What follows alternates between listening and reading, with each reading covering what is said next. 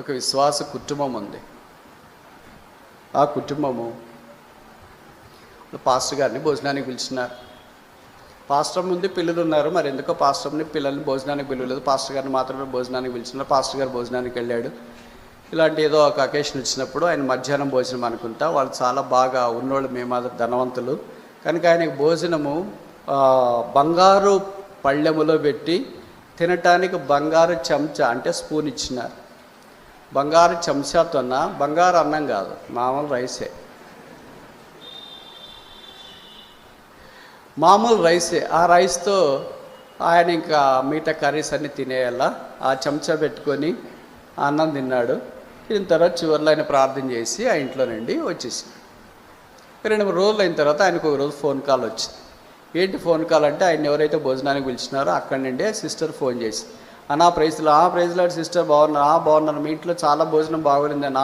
అవునన్నా, కానీ ఒక విషయం ఫోన్ చేస్తున్నానన్నా. ఏంటమ్మా చెప్పాడంటే, మీరు భోజనానికి వచ్చి వెళ్ళినప్పుడు నుండి మా ఇంట్లో బంగారు చెంచా కనపడట్లేదన్నా అనింది. అంటే ఇప్పుడు సేవకుడు తీసుకెళ్ళాడా? నేను బంగారు చెంచా తీసుకెళ్ళడానికి అక్కడ దాకా వెళ్తాడా ఏంటి? అంటే కొంతమంది భవిష్యత్ సేవకులను అలా ట్రీట్ చేస్తుంటారేమో, బైబిల్ పట్టుకొని సహనం తగిలేసుకుంటే వీళ్ళంతా అంతేలే అని. కొంతమంది అలాగ ఉండొచ్చు, బట్ అందరూ అలాగే ఉండరు.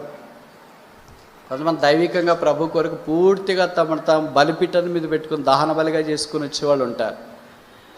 అంటే లేదమ్మా నేనేం తీసుకోలేదు, అక్కడే ఉందండి, ఎక్కడో కనిపించట్లేదన్నా.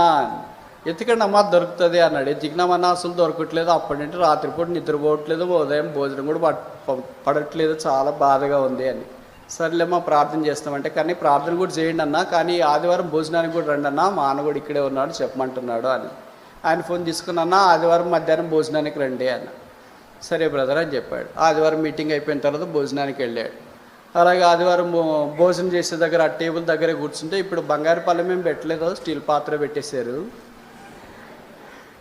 బంగారు స్పూను చెంచా ఏమీ లేదు, మామూలు చేత్తోనే తినమని చెప్పేశారు.